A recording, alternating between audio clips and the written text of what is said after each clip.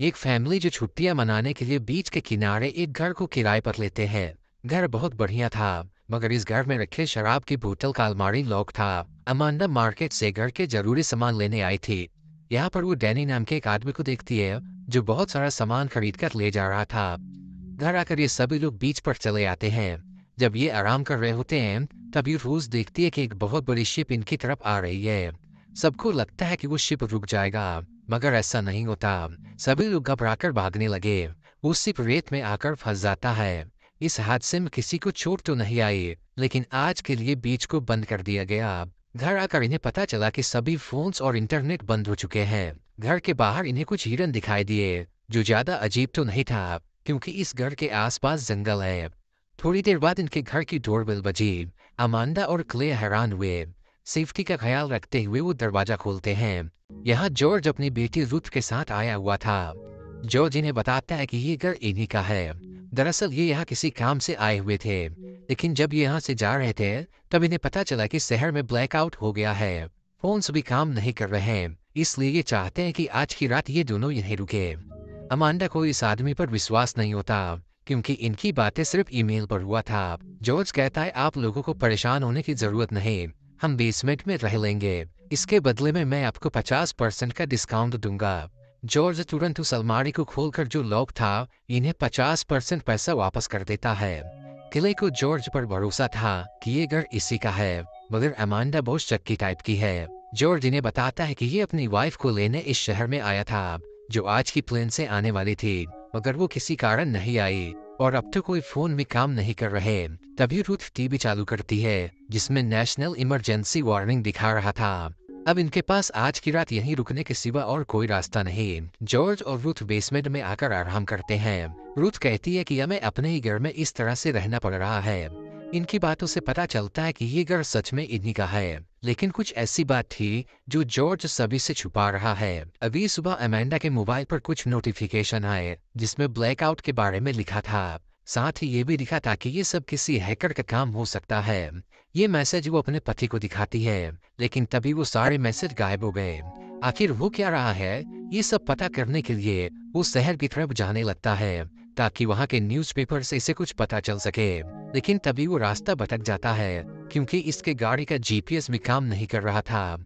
वो गाड़ी से बाहर निकलकर याद करने लगता है कि इसे किस तरफ जाना है। तभी गाड़ी के अंदर रेडियो पर कुछ सेकंड के लिए एक मैसेज सुनाई दिया, जिसमें बताया जा रहा था कि ये सब साइबर अटैक हो सकता है।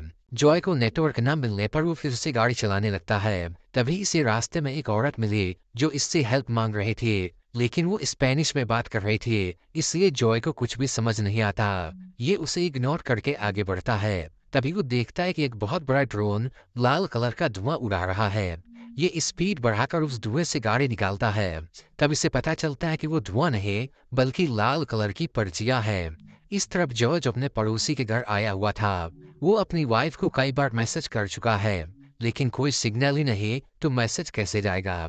इसका पड़ोसी घर पर नहीं, सारा सामान बिखरा हुआ था। जॉर्ज अपने दोस्त का सैटेलाइट फोन इस्तेमाल करता है, लेकिन वो भी बंद हो चुका था, जो बिल्कुल इम्पॉसिबल है। तभी इसे कुछ आवाज सुनाई दिया। पास जाकर देखने पर इसे पता चला कि यहाँ पर प्लेन क्रैश हुआ है और सारे लोग मारे गए। देखते ही देखते एक और प्लेन इसकी तरफ बहुत तेजी से आ रहा था। जॉर्ज अपनी जान बचाकर यहाँ से भागता है। इसके सामने ही वो प्लेन क्रैश हो गया।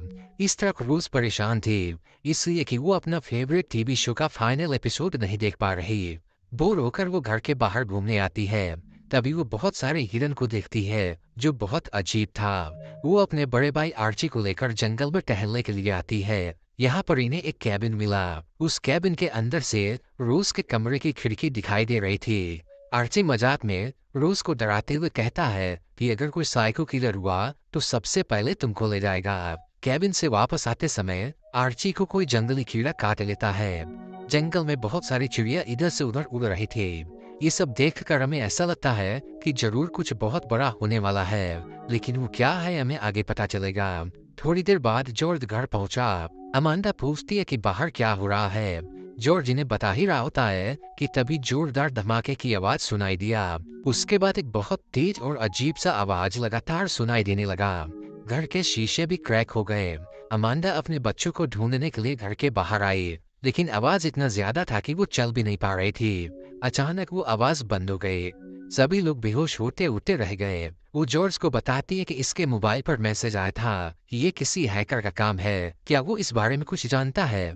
तभी क्ले भी घर आ जाता है। ये उस लाल पर्ची को इन लोगों को दिखाता है जो इसी रास्ते में मिला, लेकिन उस पर जो भाषा लिखी थी वो किसी को समझ नहीं आता। आर्ची कहता है मुझे ये तो नहीं पता कि ये क्या लिखा है, लेकिन इस पर जो निशान बना है उसका मतलब मौत होता है। क्ले और अमांडा बहुत डरे हुए थे।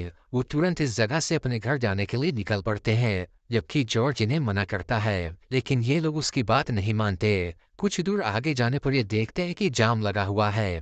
अमांडा गाड़ी से बाहर निकलकर चेक करती है। सभी गाड़ियों का एक्सीडेंट हो चुका था, लेकिन गाड़ी में कोई नहीं था।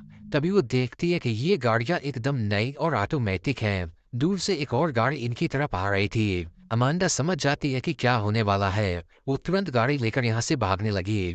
देखते ही देखते और भी कई गाड़ियां ऑटोमेटिक यहाँ आकर टकरा जा रही थी। पूरे शहर के रोड को इसी तरह से लॉक किया जा रहा है। इसके बाद ये वापस उसी घर में आ जाते हैं। अगली सुबह इन्हें पता चला कि रूस कहीं चली गई है और आर्ची की तबीयत खराब हो गई है।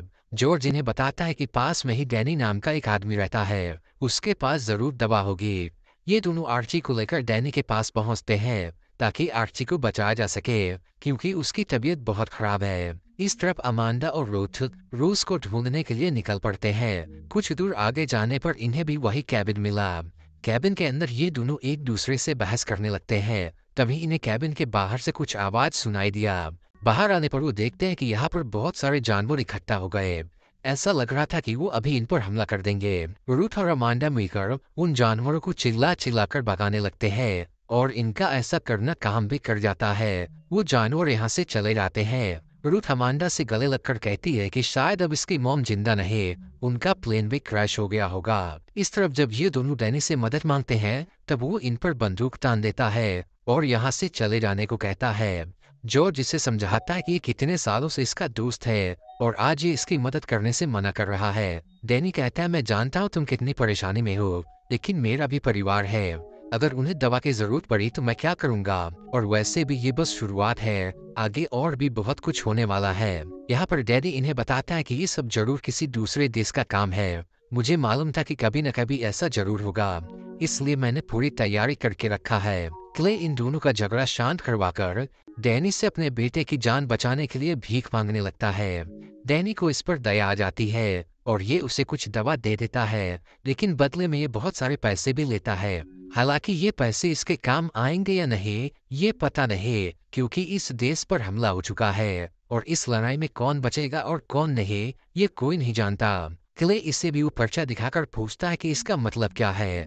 डैनी कहता है मुझे नहीं मालूम, लेकिन मेरे हिसाब से ये कोरियन या चाइनीज लोग हैं। जॉर्ज क्ले को बताता है कि मुझे मालूम है कि आगे क्या होने वाला है, इसलिए मैं चाहता हूँ कि तुम मुझ पर विश्वास करो। अगर हमें जिंदा रहना है तो हमें एक साथ रहना होगा, क्योंकि अभी आखिरी अटैक बाकी है। इसी तरह एक अटैक और देश में हुआ था। सबसे पहले उन्होंने इलेक्ट्रॉनिक चीजों पर कंट्रोल किया, फिर अजीब तरह का साउंड और आखिरी में हमला होगा। इसके बाद ये दोनों घर की तरफ आने लगते हैं। इस तरह रूथ और अमांडा रूस को ढूंढ रहे थे। तभी इन्हें जोरदार धमाके की आवाज सुनाई दिया। शहर में बम फटने और गोलीबारी की आवाजें सुनाई दे रही थी, यानी आखिरी हमला भी शुरू हो गया। लास्ट में रूस को दिखाया जाता है जो किसी घर में बैठकर खाना खा रही थी। ये इस घर के दरवाजे का शीशा तोड़कर अंदर आई है। इसे अपनी मॉम की आवाज सुनाई दिया जो इसे ढूंढ रही थी। इस घर के बेसमेंट में बहुत सारा खाना, जिम और पेड़ पौधे थे, यहाँ तक हजारों डीवीडी, जिसमें से इसे अपना फेवरेट टीवी शो मिल जाता है। असल में ये घर किसी बहुत बड़े आदमी का है जिससे पता था कि आगे क्या होने वाला है, इसलिए उसने इतनी सारी तैयारी करके रखा था। लेकिन वो आदमी कहाँ है किसी को नहीं पता। रोज अपना फेवरेट शो मुस्कुराते हुए देखना शुरू करती है और इसी के साथ ये फिल्म यहीं पर खत्म हो जाती है। ये फिल्म 2023 में रिलीज हुआ है, जो आपको हिंदी में भी देखने को मिल जाएगा। तो चलिए मिलते हैं किसी और मूवी रिकैप के साथ।